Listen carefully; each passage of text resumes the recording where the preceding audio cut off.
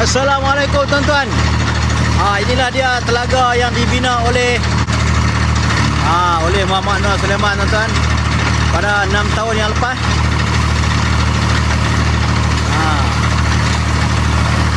Telaga ni tuan-tuan berkedalaman 50 kaki. Dia menghadapi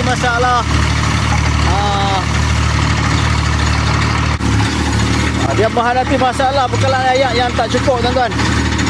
Kerana pada musim kemarau bekalan air dia tak dapat memenuhi keperluan penghuni di sini tuan-tuan.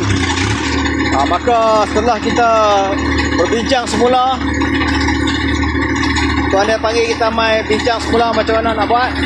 Jadi kita bagi rancangan untuk buat telaga yang lebih dalam tuan-tuan, telaga pecah batu. Perbezaan telaga cetek dengan telaga dalam ni tuan-tuan dia lain sikit lah. Yang telaga dalam ni kapasiti air dia lebih banyak tuan-tuan berbanding dengan telaga cetek. Sekarang ni kita tengah menggali sebuah telaga yang lebih dalam, telaga pecah batu. InsyaAllah tuan-tuan, masih dalam proses tuan-tuan. Kapasiti air dia tidak macam tu tuan-tuan. Macam tu. Memang puas hati tuan-tuan. Dia memang belanja lebih sikit, tapi kapasiti air dia dapat pun memang puas lah. Kalau tuan-tuan tengok dia mengalir tuan-tuan tu, macam sungai tuan-tuan. Banyak.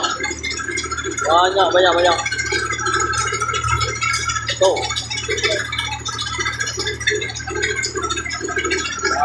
Tu dia.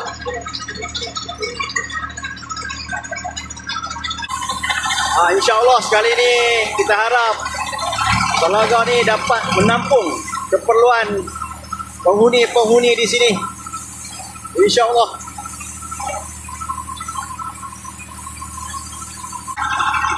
Sebenarnya tuan-tuan, air dalam bumi ni kalau lagi dalam, insyaAllah dia lagi banyak lah.